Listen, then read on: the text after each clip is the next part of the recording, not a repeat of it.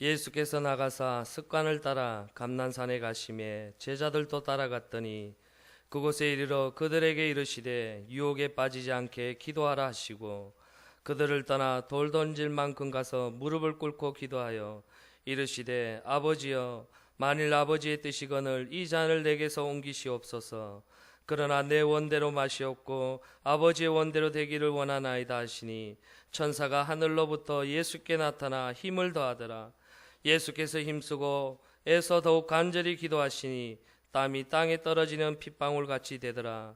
기도 후에 일어나 제자들에게 가서 슬픔으로 인하여 잠든 것을 보시고 이르시되 어찌하여 자느냐 시험에 들지 않게 일어나 기도하라 하시니라. 아멘. 우리 좌우로 한번 인사하겠습니다. 사랑하고 축복합니다.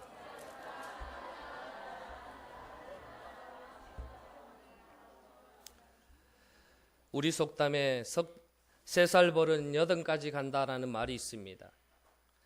우리 몸에 한 번 밴 습관은 참 오래 가고 쉽게 바뀌지 않는데 특히 어려서부터 몸에 밴 습관은 더 오래 간다라는 뜻이지요.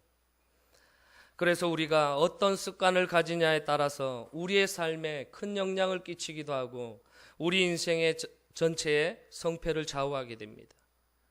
인생의 성패뿐만 아니라 신앙의 성패까지 습관에 의해서 좌우된다는 사실을 오늘 말씀을 통해서 함께 깨닫는 은혜의 시간 되었으면 좋겠습니다.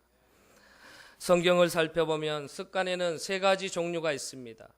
나쁜 습관, 좋은 습관, 그리고 거룩한 습관입니다. 나쁜 습관은 우리가 반드시 버려야 하는 나쁜 버릇입니다. 반대로 좋은 습관은 우리가 반드시 지키고 따라야 하는 우리가 배워야 하는 좋은 버릇입니다. 그리고 거룩한 습관은 좋은 습관을 넘어서 우리 신앙인들이 반드시 본받고 실행해야 하는 거룩한 버릇입니다. 사랑하는 성도 여러분, 좋은 습관은 우리 인생을 성공의 길로 인도해 줍니다. 거룩한 습관을 가지게 되면 우리의 영혼을 성공의 길로 범사가 잘 되고 축복받는 인생으로 인도해 줍니다. 그렇게 우리 모두가 좋은 습관을 넘어서 특별히 하나님의 백성들인 우리들은 이 거룩한 습관을 배워야 합니다. 인생을 성공의 길로 인도해주는 좋은 습관에 대해서 가장 잘 기록하고 있는 책이 스티븐 코빈의 성공한 사람들의 7가지 습관이라는 책입니다. 워낙 유명한 책이라서 많이들 읽어보셨을 거라 생각합니다. 1989년에 출간되어서 전 세계적으로 1,500만 부 이상 팔린 베스트셀러 책입니다. 그런데 이 책의 영어 제목을 보면 성공하는 사람들이라기보다는 The Highly Impactive People, 즉 영향력을 끼치는 사람들이라는 제목입니다. 이 책에 스티브 코비는 큰 영향을 끼치는 사람들, 즉 사회 각계각층에서 성공한 사람들을 두루 살펴보니까 공동적인 습관이 있다라고 말합니다. 성공하는 사람들은 반드시 공동적으로 7가지 정도의 습관을 가지고 있었습니다. 반대로 실패하는 사람들은 공동적으로 나쁜 습관이 있었다라는 것입니다. 바로 여기서 성공하는 사람들의 7가지 습관이라는 제목이 나온 것입니다. 이 7가지를 일일이 이 시간에 소개하지 못합니다. 도서관에 가보면 몇 권씩 비치되어 있습니다. 저에게도 한 권 있습니다. 꼭 한번 읽어보시기 바랍니다. 중요한 것은 이 7가지가 우리가 따라야 하는 좋은 습관에 해당한다는 것입니다. 우리가 이 성공한 사람들, 영향력을 끼치는 사람들에게 7가지 습관을 배우고 또 실천할 수 있다고 한다면 우리들 또한 성공한 사람들처럼 영향력을 끼치는 사람들이 될 수 있다는 것입니다. 그러면 앞서 말씀드린 대로 좋은 습관을 넘어서 우리의 영혼을 복된 길로 인도하는 거룩한 습관은 누구한테서 배우면 될까요? 바로 우리의 영원한 모델이신 예수님을 통해서 배울 수 있습니다. 성경에 보면 주님이 가지셨던 거룩한 습관들이 잘 기록되어 있습니다. 기도와 말씀과 전도와 양육 등 예수님의 거룩한 습관은 7가지가 넘습니다. 성경에는 예수님의 거룩한 습관들이 많이 기록되어 있지만 그 중에서도 오늘 본문 속에 등장하는 예수님의 거룩한 습관 중에서 기도의 습관에 대해서 함께 말씀을 나누도록 하겠습니다. 기도도 습관입니까? 라고 생각하시는 분들도 있지만, 기도도 습관입니다. 아니, 기도는 정말 중요한 습관입니다. 국어사전에 보면 습관이라는 낱말을 찾아보면 오랫동안 자꾸 반복하여 몸에 익어버린 행동이라고 뜻풀이하고 있습니다. 네, 우리가 신앙생활을 시작하면서 가장 먼저 배워야 하는 것이 기도입니다. 지난 수요일 일부 예배 때도 이야기했습니다.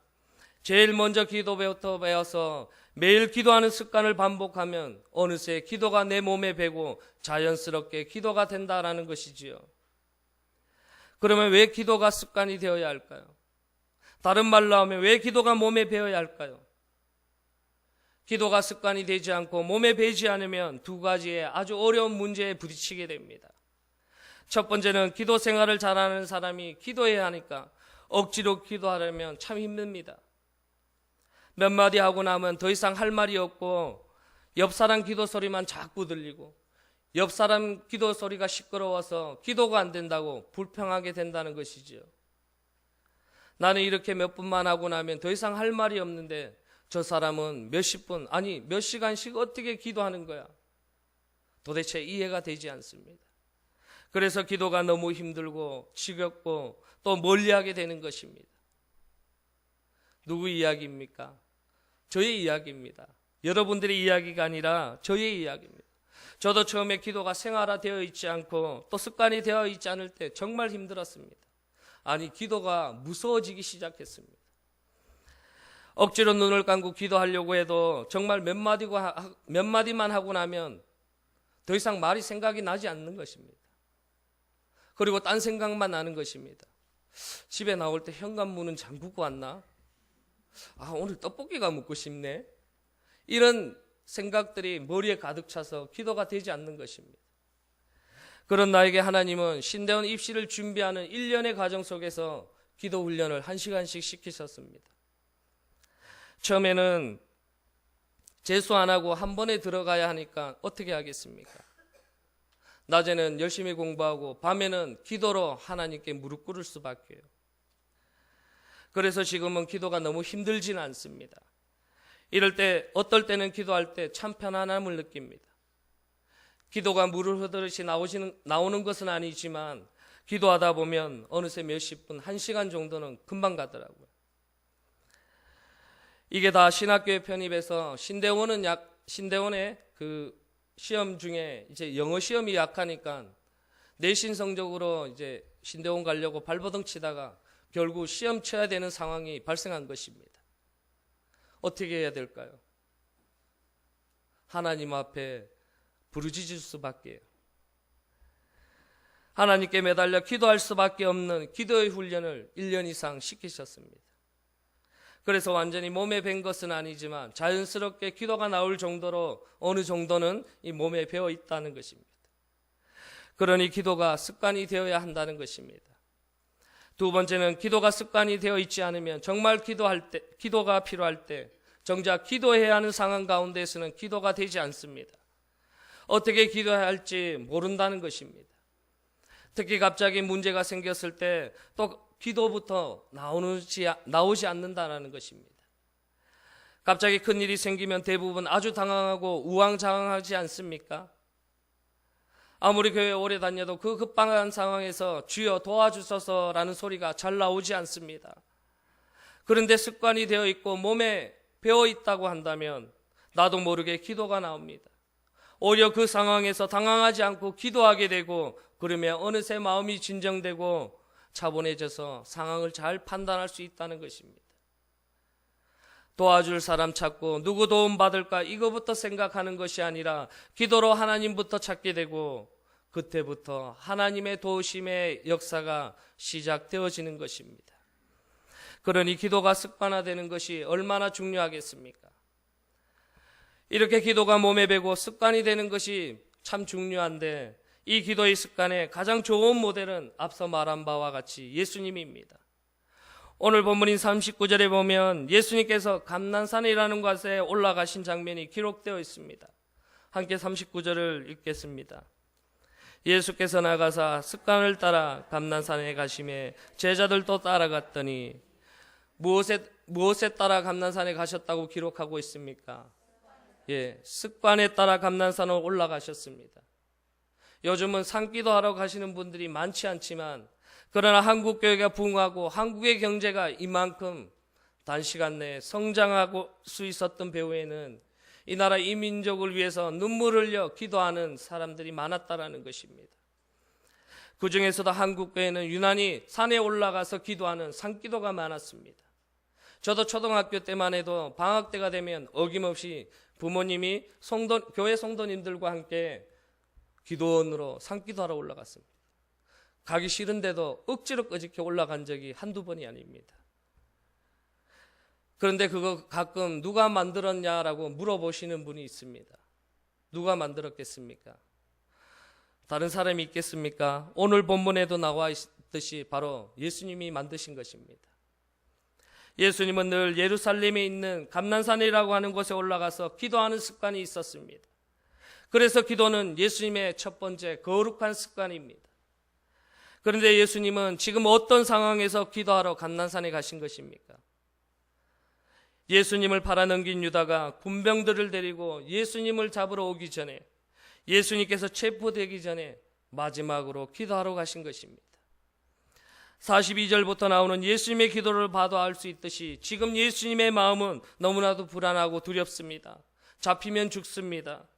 자신을 생명을 내던져야 하는 그런 급박한 상황입니다. 너무 두렵고 불안하니 아버지, 웬만하면 이 죽음의 잔이 내게서 옮겨가게 하소서. 다른 말로 하면 안 죽으면 좋겠다고, 웬만하면 죽지 않는 방법을 택하시라고 간구하고 있습니다. 이런 급박한 상황에도 예수님은 기도하러 가신 것입니다. 이렇게 두렵고 이렇게 떨리는데도 기도하러 산으로 올라가신 것입니다. 이게 어떻게 가능하겠습니까?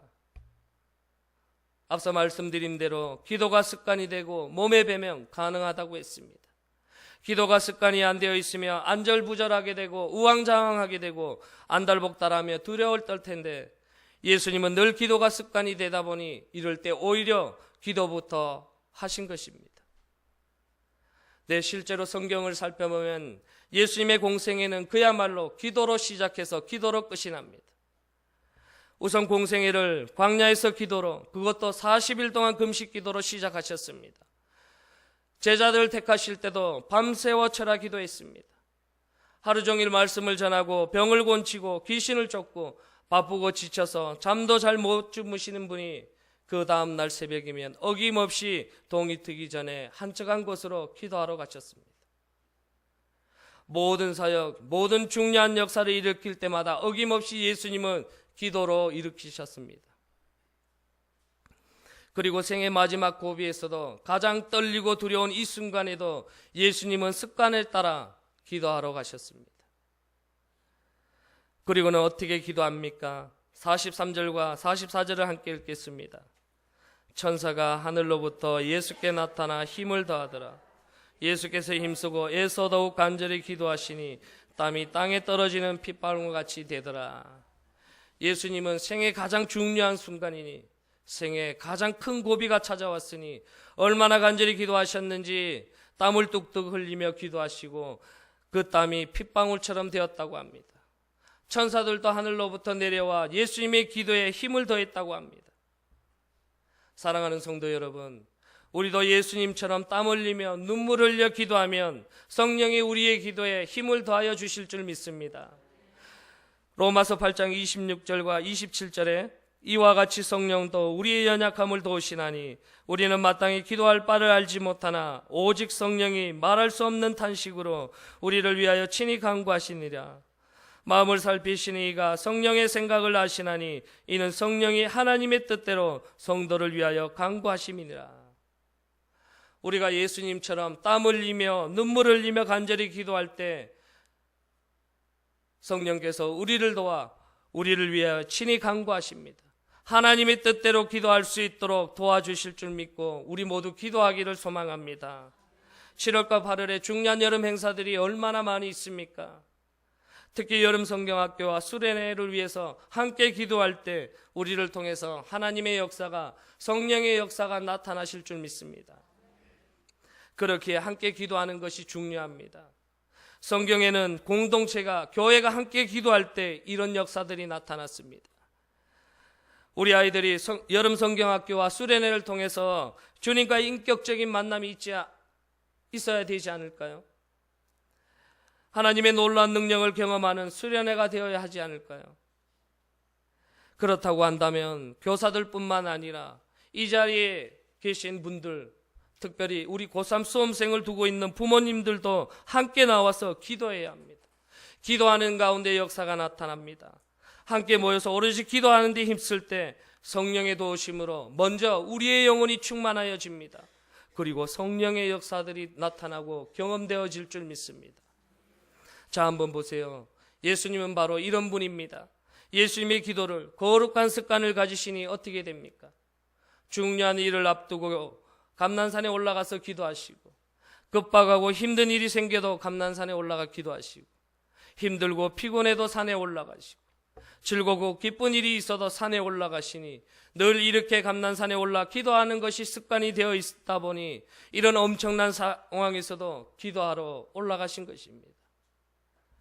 우리도 이렇게 하면 됩니다. 중요한 일 생기면 기도하자. 힘든 일 생기면 기도하자. 정말 중요한 결정을 해야 할 때 기도하자. 힘들고 지치면 더 기도하자. 즐겁고 기쁜 일이 생기면 감사하며 기도하자. 우리가 그렇게 기도하다 보면 일생일대 가장 중요하거나 가장 큰 위기가 닥쳐왔을 때 우리는 당황하지 않고 기도하고 무릎을 꿇게 된다는 것입니다. 그런데 많은 교회들이 있고 많은 성도님들이 있습니다. 그런데 이렇게 하지 못하는 분들이 많이 있습니다. 신앙인들이지만, 교회에 오래 다녔지만, 직분은 받았지만 기도가 습관이 안 되어 있어서 기도를 잘 못하는 분들이 있습니다. 그러면 어떻게 될까요? 45절과 46절입니다. 기도 후에 일어나 제자들에게 가서 슬픔을 인하여 잠든 것을 보시고 이르시되 어찌하여 자느냐, 시험에 들지 않게 일어나 기도하라 하시니라. 어찌하여 자느냐, 시험에 들지 않게 기도하라. 사랑하는 성도 여러분, 오늘 이 본문의 말씀이 누구를 향해 하시는 말씀으로 들려지십니까? 바로 나 자신입니다. 우리 모두를 위해서 하시는 말씀입니다. 예수님은 분명히 기도하러 가시면서 너희도 유혹에 빠지지 않게 기도하라고 말씀하셨는데, 기도하고 돌아와 보니 기다리다 지친 제자들이 그만 잠을 자고 있는 것입니다. 그 모습을 보시자 어찌하여 자느냐, 시험에 들지 않게 일어나 기도하라고 야단치신 거 아닙니까? 혹시 이 말씀이 오늘날 교회에 오래 다녀도 신앙생활은 제법 오래 해도 그래서 직분을 받았는데 기도하지 못해서, 기도가 거룩한 습관이 되지 못해서, 그래서 영적으로 깊이 잠들어 있는 우리를 향해 하신 경고의 말씀은 아닐까요? 우리는 두려운 말씀으로 이 말씀을 받기를 원합니다. 부끄러운 마음으로 말씀을 받고 오늘이라도 당장 우리가 기도의 자리로 나아갔으면 좋겠습니다. 오늘 본문에 예수님께서 무릎 꿇고 기도하는 장면은 하나님께 예배하는 올바른 자세입니다. 헬라어 원문의 경배하다라는 단어의 뜻 속에는 무릎을 꿇는다라는 뜻이 내포되어 있습니다. 그래야 우리의 영혼이 삽니다. 잠자던 우리의 영성이 깨어납니다. 우리의 영성이 더 깊어지는 것입니다. 지금 우리가 합심하여 기도할 제목들이 얼마나 많이 있습니까? 청년들 비접 트립에 떠난 상태에 있고, 교육부서 여름 행사도 얼마나 중요합니까? 우리의 자녀들이 주님과 인격적인 만남을 경험할 수 있는 이 시기가 언제입니까? 매일 주님을 만날 수 있습니까? 여름 성경학교와 수련회뿐이 없습니다. 우리가 한마음 한뜻으로 이것을 위해 기도하지 않으면 아무리 여름 성경학교와 수련회를 잘 준비한다 할지라도 가장 중요한 주님과의 인격적인 만남을 경험하지 못한다라는 것입니다. 또 정교인 수련회뿐만 아니라 하나님께서 우리에게 주신 큰 비전이 있습니다. 교회 건축이라는 비전입니다. 느헤미야서에 나오는 성벽 재건을 끊임없이 방해했던 산발락과 도비아 외부에 있지 않습니다. 기도하지 않는 그 사람이 교회 공동체의 불평과 불만의 목소리를 내고 부정적인 말을 통해서 우리 사랑선교교회라는 교회 공동체를 흔들어 놓게 됩니다. 말씀을 정리하겠습니다. 두 사람의 위대한 신앙인에 남긴 그 기도에 관해 남긴 명언을 소개하면서 마치고자 합니다. 종교개혁자 마틴 루터는 크리스천이 기도하지 않는 것은 산다고 하면서 숨을 쉬지 않는 것과 같다라고 말했습니다. 기도는 습관을 넘어서 우리의 생명을 지탱해주는 호흡과도 같다는 것입니다. 즉 숨 안 쉬면 곧 죽는 것처럼 기도 안 하면 우리의 영혼이 죽는다라는 뜻입니다. 19세기 영국의 위대한 설교가인 찰스 스펄전은 이렇게 말했습니다. 기도하지 않고 성공했다면 그 성공한 것 때문에 망한다. 마른 눈을 가지고는 천국에 들어가지 못한다. 예, 기도는 거룩한 습관이요 나아가 기도는 우리의 호흡입니다. 기도의 눈물은 우리를 천국에 들어가게 해주는 거룩한 생명수입니다. 지난 한 주간에도 수많은 사건 사고와 질병과 메르스를 통해서 얼마나 많은 사람들이 죽고 또 다쳤습니까? 지난 목요일에는 이 공무원들이 중국으로 연수 갔다가 어떻게 되었습니까? 버스가 다리 밑에 떨어지면서 뒤집힘으로 인해서 10명 이상의 사망자가 나타났습니다. 몇 년 전에 이렇게 통계를 보니까 한국입니다. 한 시간에 14명 이상이 사망하는 것으로 그런 통계를 본 적이 있습니다. 세상 참 험합니다. 묻지마 관광을 넘어서 묻지마 사랑이 독버섯처럼 유행하고 있습니다. 또 우리의 삶에는 왜 이리 힘들고 어렵고 힘든 일이 많은지요. 우리의 자녀들은 어떻습니까? 점점 신앙적으로는 말할 것도 없고 얼마나 이 세상적인 문화에 젖어 살아가고 있습니까? 그렇다면 어떻게 기도 없이 살겠습니까? 무릎 꿇지 않고 어떻게 이런 상황을 이겨낼 수 있겠습니까? 사랑하는 성도 여러분, 여러분들은 지금 기도의 호흡을 쉬고 있습니까? 여러분들은 지금 기도의 눈을 가지고 천국을 향해 가고 계십니까? 기도하겠습니다. 사랑과 은혜가 풍성하신 하나님 아버지, 오늘 예수님의 거룩한 습관인 기도하는 모습을 본받아 우리의